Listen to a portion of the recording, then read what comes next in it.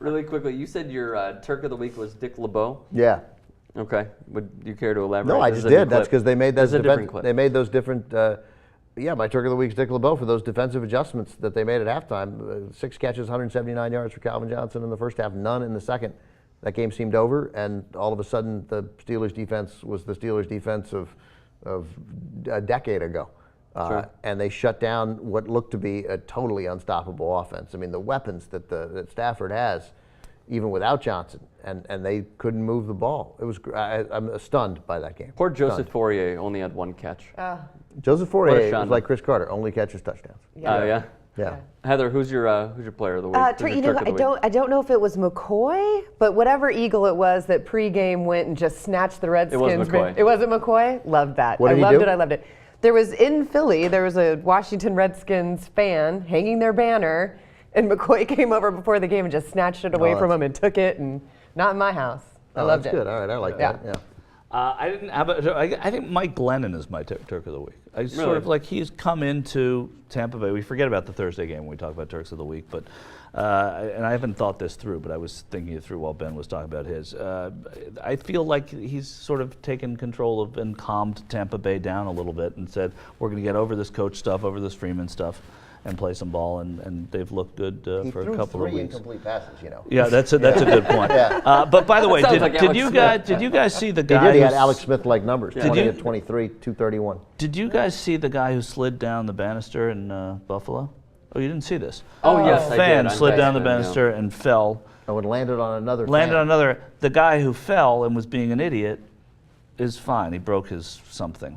The other guy had serious head injuries. Oh, jeez. Morons. So he's my jerk of the week. Rightfully so. My jerk of the week was between 2 people. One, Phillip Rivers, who I think is confirming what he seems to be, which is dumb. He looks dumb. There's a little bit of this. Phillip Rivers completed a pass right inside the 30-yard line there with about 25 seconds to play. No timeouts, down 4, came up to the line.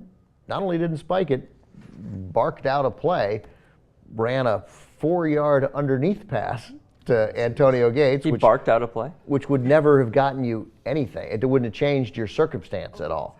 And there are times to spike it. There are times to do Matthew Stafford and fake the spike and jump over. That was great. This was a spike moment. And they could have had, 16 and 17 seconds left. They could have run perhaps 3 plays.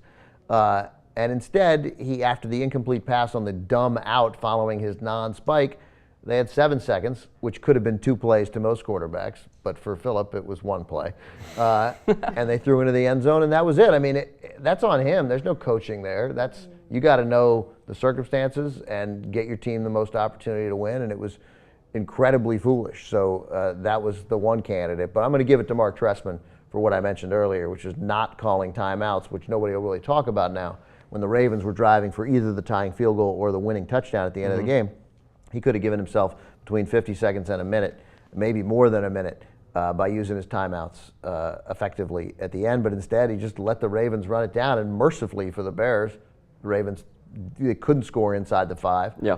And then kicked the tying field goal, and the Bears won it overtime. So Trestman's off the hook because they won the game. But it was staggeringly foolish. Heather? I'm going to go with Flowers covering Welker last night. They showed like a montage of just dirty, cheap hits that the refs weren't, and maybe that happens in every game, but last night they put them together in this nice string, and I thought, what a jerk. Of the week. Yeah. Yeah. Michael?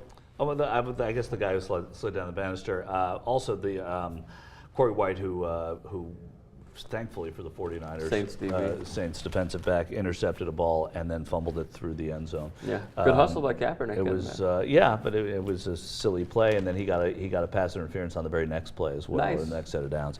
Nice. So it was. I give him the jerk of the week. The coveted Turk of the week. Jerk of the week, excuse me. I was going to give my Turk of the week initially without looking at the numbers. Yesterday to Andy Dalton because he's getting booed. He throws a pick that Joe Hayden returns for a touchdown. It's 13-0, and then they just hang in there and they win that game. Well, their defense did it. But the defense hung in there. Andy Dalton was 13 of 27 with 2 picks for 93 yards. All right, 13 of 27 for 93 yards. How many teams have a quarterback go 13 of 27 for 93 yards with 2 picks and score 41 points? Yeah, That is rare. That's not happening. I'm getting the wrap-up side very quickly. My Turk of the Week is Garrett Hartley because his confidence was so incredibly low. I like seeing redemption stories, so good for him. I'm pretty sure kickers are banned. They for brought Turk of kickers the in. Week. Sean Payton brought kickers in this week. Oh, did he really? Yeah. Well, good for Garrett Hartley. Yeah. My Jerk of the Week is Jim Schwartz. I don't like the call. It was good, but if you're on the road, So it worked. if you're on the road, just take the points. I'm usually a fan of being conservative on that. So, okay, there you go. See you next week, guys.